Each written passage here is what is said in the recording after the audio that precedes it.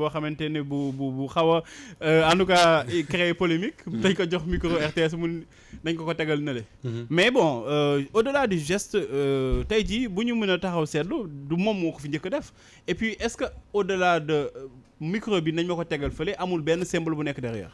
Papa Sadd da nga ci def lecture à 2 degrés. bu ci njëkk bi mooy man dama naan Sénégal gii parfois dama ne yaakaar ne ñu dañuy bëgg a dof nag.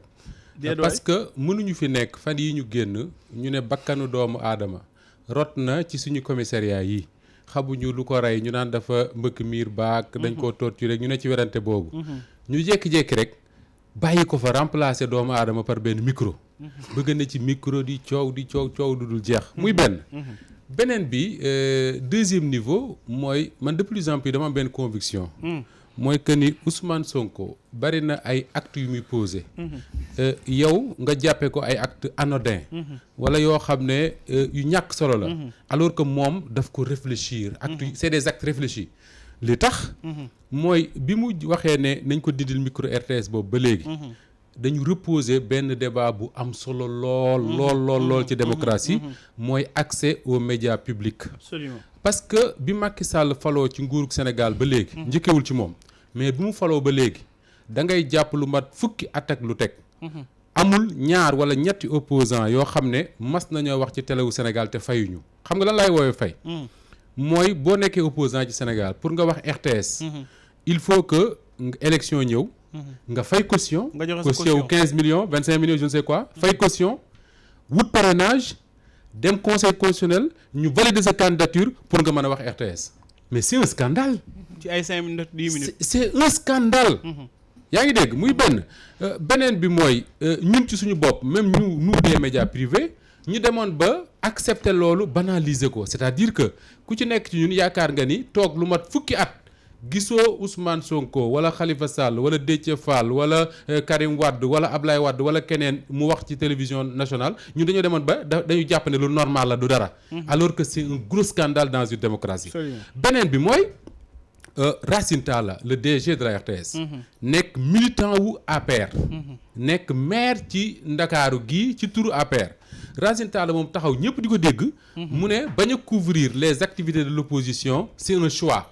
te boo xoon sax ne c'est un choix de la RTS ma mën a comprendre parce que damay jàpp ne les professionnels aguerris de la RTS yoo xam ne ñi yëpp ñoo ma man ci liggéey bi ñoom ñoo ko def mais moom Racine Talla moo wax ne c'est mon choix. c'est-à-dire que moom moo décidé ne RTS Ousmane Sonko Khalifa Sall ak keneen dootuñu fa wax. choix personnel.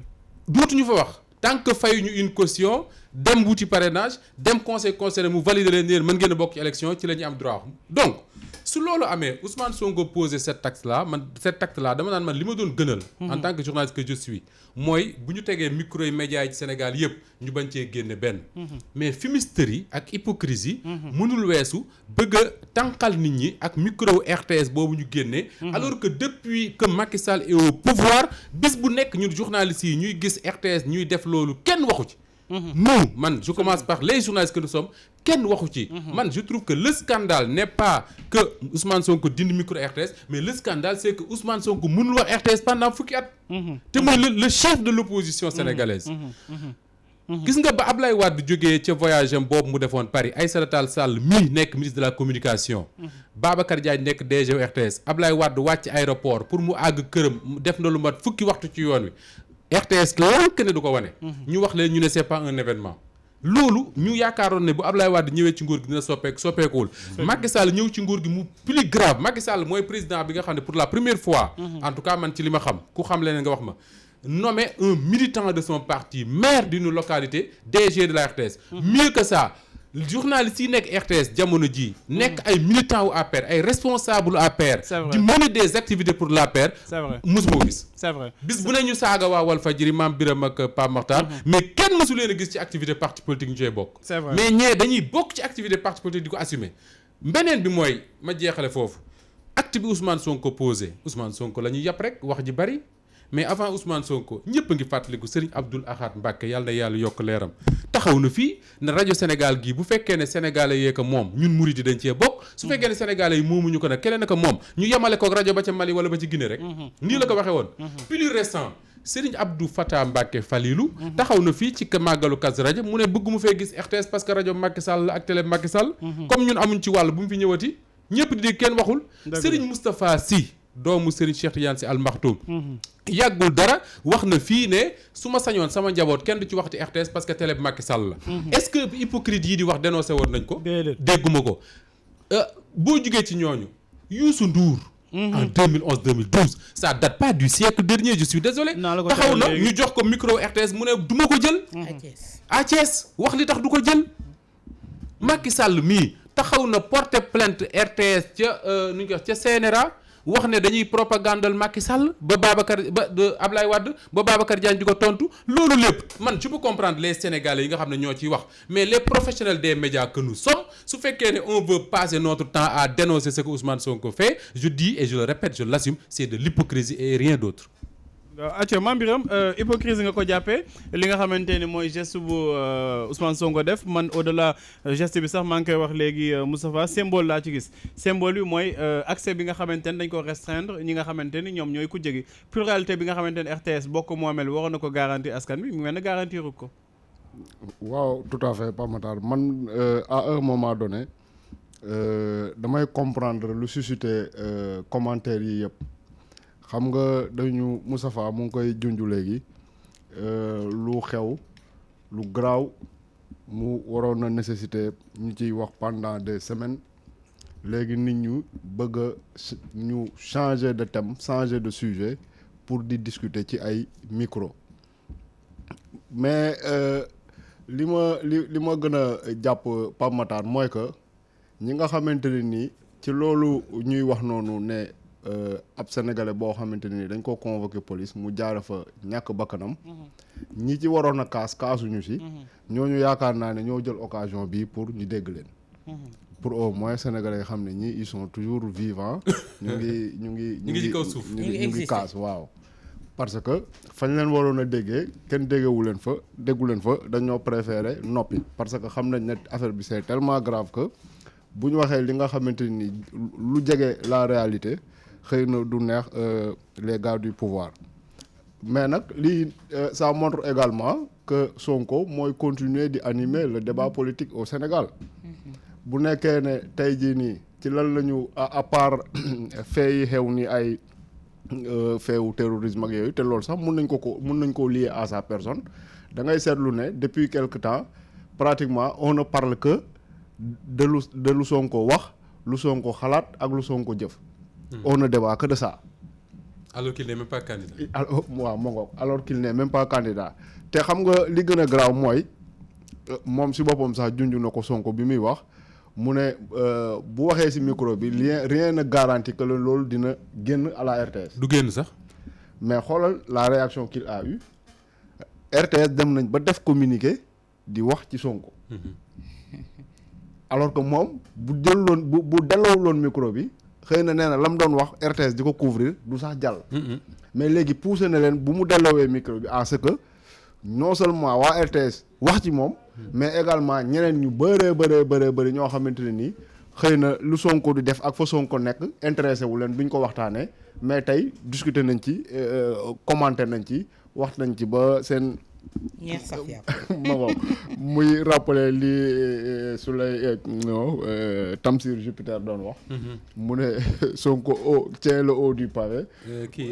Justin Ndiaye. waaw Justin Ndiaye voilà mu ngi noonu mu ne nu mu ko waxatee di sax. quand il attaque il tient le haut du pavé. quand il attaque voilà mu ngoog noonu la ko waxee woon.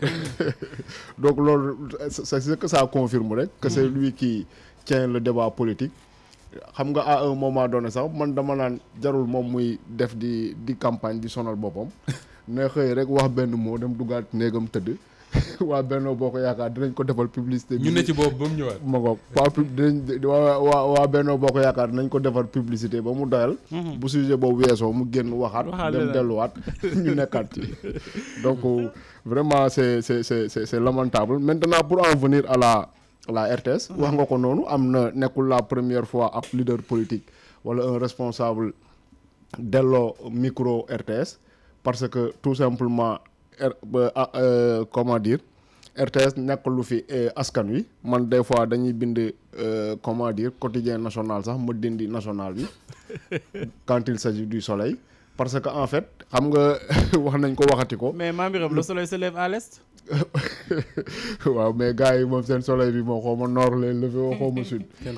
kenn xamul xam nga maa ngi expliqué ma ne erreur bi nga xamante ni dama jàpp ne Ablaye Wade moom la defoon négliger médias yi jàpp ne amuñu benn impact ci électorat bi jàpp ne mënuñu influencer opinion bi erreur yooyu Ablaye Wade defoon moom la Macky Sall exploité de sorte que dafa dem sax ba exagéré ci parce que Moustapha mu ngi koy wax c'est la preuve gis nañ fii ku ne ñu nommé ko ku ne jiiñ nañ ko lu ne à la RTS mais mosuñu gis un DG boo xamante ne nii day dem parti au pouvoir muy fekk seen réunion yi gën a kawe donc loolu c'est une première waxatuma laa nag mu dem ba nekk maire benn commune boo xamante ne nii waa Benno Bokk Yaakaar suñ koy compter dañ koy compter ci yi ñuy gagné yi ñuy ñàkk donc mais quelque part du RTS kese maa ngi naan quotidien national mais boo seetloo RTS APS ak quotidien Le Soleil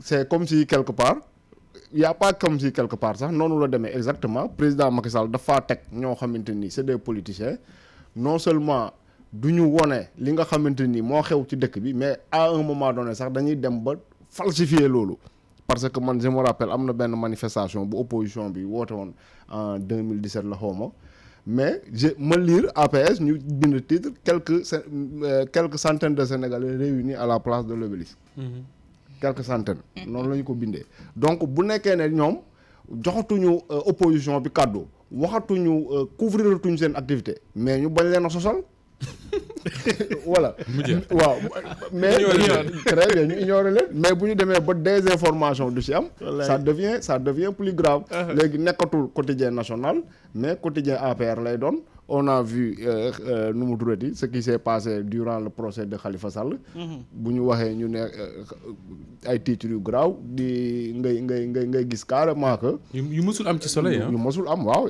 c'était une première man def naa fi benn article boo xam ne dama dajale plusieurs unes du soleil pour m'indigner pour wane ne lii nii mësul am au Sénégal pendant une semaine pratiquement 5 jours yi yëpp à la une yi si benn problème boo xamante ni la ça met en comment dire ça remet en cause un opposant donc c'est ça les médias d'État donc bu nekkee RTS la Sonko dénoncé c'est aussi valable pour le Soleil et l'APS absolument Aw Diop ñu déglu kii après nga ñëw wax sa xalaat waa ji dafa ni ma léegi micro yi nga yore kii fekke la ma ne ko micro RTS du ma ko jël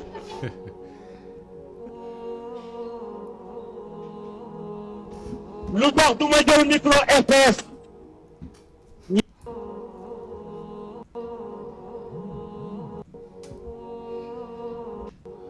Aw Diop mi ngi mel ni yaa ngi ko déggandoo de fekkee ma ci boole mi ngi mel ni am na ma ne ko micro RTS du ma ko jël ma ne ko micro RTS du ma léegi micro yi nga yore ma ne ko micro RTS du ma ko jël ci Aw Diop yaa ngi may dégg fekkee ma ci boole Youssou Ndour nijaay waaw avec tout le respect que je vous dois respect bi ma jox Moustapha jox ko Mame Birame jox ko ñi ñuy déglu yëpp pour man c'est un non-événement voilà. Je vais pas épiloguer là-dessus ñuy perdre de temps am na ñeneen sujet yu gën a soxal askan wi nañ ci jëm rek yokk suñu temps wu keppaar gi mais aussi xam nga aussi média service public lay def bu demee ba RTS bi nga xamante ni suñu mbokk moomeel la ni ñu koy waxee boobu ba tey ñuy jël suñu alal di ko fa def jox leen caméra jox leen ay micro ay journalistes nekk fa est-ce que bu ñuy deful seen liggéey bi nga xamante ni mooy bi wax duñ si mën a poser wu ay questions def ci débat boo xamante ni sénégalais dañ si gis seen bopp. nijaay man bi ma juddoo ba léegi te bi ma juddoo léegi yàgg na yàggul li ni mel lañ fi nemmeeku moom mooy woy ba léegi kii di président Macky Sall laataa mu doon ñëw jànkonteel ay jafe-jafe ak waa RTS ne woon su ñëwee dina rectifier lépp loo xamante ne jubul woon delloo li askan wi moom seen moomeel loolu yëpp amul 10 ans wa ngi nii mu nekk ci boppu nguur gi yaa xayti mu laan lu ma ci waxal rek yàq suñu temps la parole la te ñu mën a wax loo xamante ne soxal na askan wi niñ ko waxee on veut nous détourner de l'essentiel des gens qui meurent en détention les Sénégalais qui peinent à se nourrir qui peinent à avoir de l'eau qui peinent à avoir de l'électricité loolu gënul soxal askan wi que Ousmane Sonko jël na micro RTS sànni na ko. au-delà du geste Pape Matar gis nga c'est vrai que ni Ousmane Sonko jël na micro bi sànni ko on aurait dû passer à autre chose. mais symbole bi. mais xam nga lan mooy danger en démocratie. ci république maam Birame daf koy rappeler très souvent mooy dañuy dem ñun des faits graves ñu koy banaliser. di ko banaliser que bu ëllëgee su Macky Sall décidé ne bu Walfadjri waxati bu Sen TV waxati bu TFM waxati bu keneen waxati dañ koy banaliser jàll ci leneen. et ça c'est très grave. man je le dis et je le répète su fekkoon ne Ousmane Sonko dafa jël micro RTS boobu seppi teg fële gars yi reetaan jàll ci leneen c'est pas un débat. mais ça a suscité un débat à partir du moment où léegi rek maa ngi seetaan RTS ils ont fait intervenir des gens comme Oumar Seck. ba daan takk na cravate. ils ont intervenu d'autres personnes. yuy ñëw ci le même débat. est sorti un communiqué.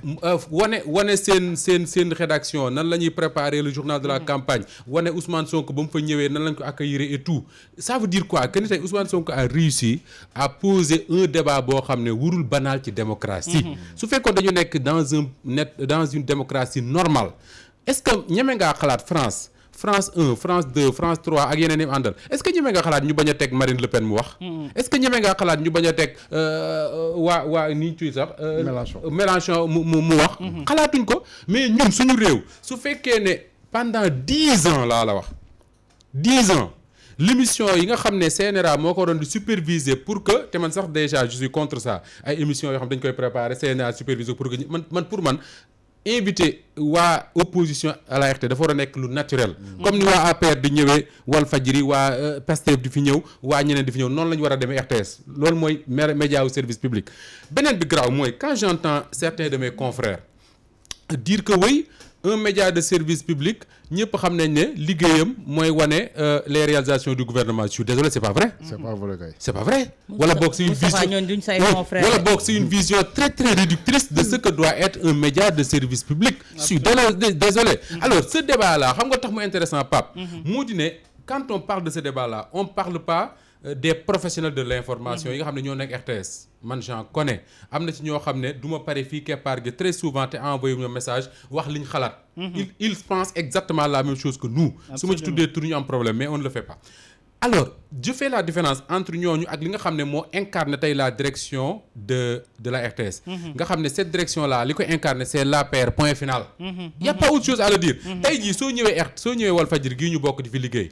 moi je fais toujours la différence entre cette direction-là incarnée par Cheikh Niass nga xam ne dafa am ay obligations yoo xam ne moom la war di respecter ak ñun ñi nga xam ne ay journalistes lañ jàng suñu métier ñëw di ko def fii. moom ma nga ca lam nekk ñun ñu nekk ci lu nekk RTS nag loolu moo fa amul li fa am mooy li APR bëgg je dis même pas président Macky Sall li APR bëgg moo fay am Racine Talla bu décidé ne. c'est un choix parce que loolu Babacar Fall la ko wax ñëpp di dégg mu ne c'est un choix bañ a couvrir les activités de l'opposition man j'aurais compris mu ne c'est un choix bañ a couvrir les activités d'aucun parti politique au Sénégal mu jeex tàkk mais mënoo benn yambar bu jóg fële ñëw ne damay def benn ralliement wala damay organiser xawma lan pour APR nga dem couvrir ko ay kilifa yoo xam ne ay milliers de Sénégalais ñoo leen votel ñu nekk député à l'Assemblée nationale mënuñoo couvrir seen benn activité mais tey c'est une honte. c'est une honte il faut le dire tey jii man tey les gars de l'opposition là tey mais sañoon nañ li sëñ Abdou Fatah Mbacké Falilou defoon ñu def ko c'est-à-dire que def seen manifestation opposition ñëw fa ñu ne leen déggal astafurlah RTS ñëw fa ñu ne leen du ngeen ñu couvrir il faut arrêter c'est-à-dire que il faut ñu comprendre une chose moo di ne RTS c'est pas Walfadjri c'est pas la TFM bi nga xam ne Youssou Ndour moo fa def xaalisam te Youssou Ndour malgré li mu def xaalisam këram googu amul droit di ko tere kii ak kee RTS yow tu cotises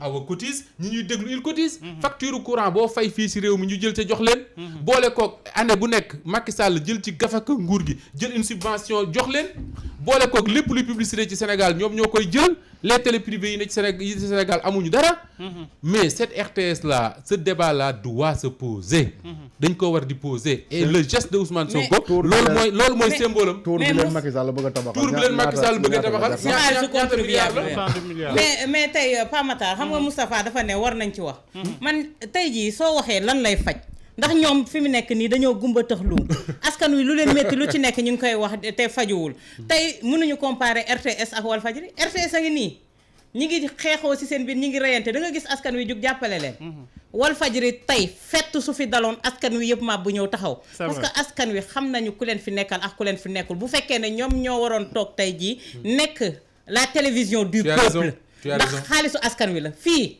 c'est un privé xaalisu boroom la ñu koy liggéey ñu ñuy fay suñu ñaq ñoom tey jii buñ ko fayoo dem ñibbi. waaw voilà. mais kon droit boobu. RTS moo ko war a am. pour man le danger. nga toog di leen seetaan. RTS bi ñuy xeex fan lañ leen àtte du Walfadjri. Walfadjri dañ ko moom laa leen bëggoon a wax sax. mais le danger pour man.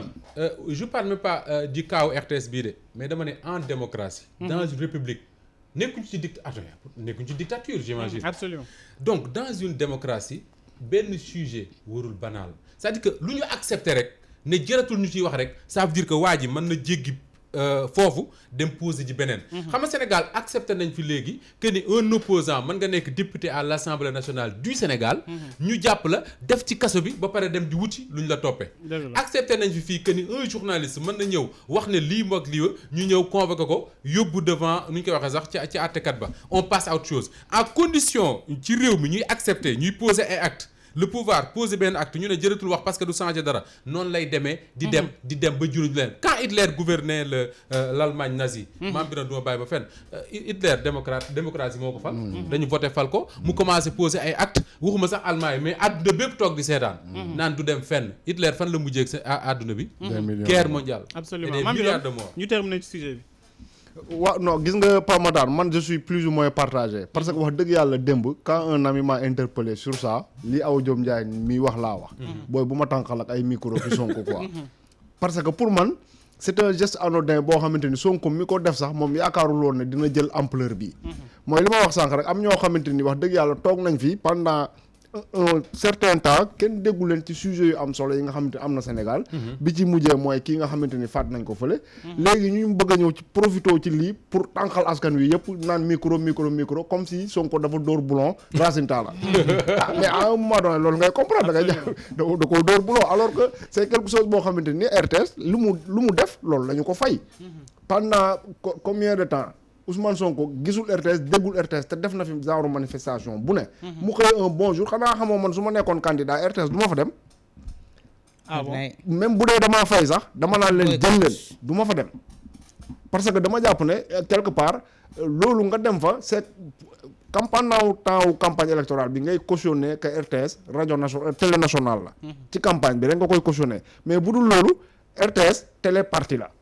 téléparti la ñoom bañ nañ ko ba dañ naan la lu ñu war a def mooy wone vulgariser les chantiers du président de la République te chantier président de la République yooyu moom la Macky Sall yaakaar pour teg bilan boo xamante ni jàpp na ne moo ko war a fal donc mu nekk non pas de l'information mais de la communication loolu moo fa am pour ne pas dire propagande. Deuxième sujet bi sax Mame Birame yaa ngi koy wax sànq ba tey mii ki nga xamante ni ñàkk na bakkanam ci condition yi doy waar François Mancabou ci prison en tout cas lañ ko en tout cas d'après ce que les gens disent wala sa famille wala ses proches ci prison nañ ko maltraité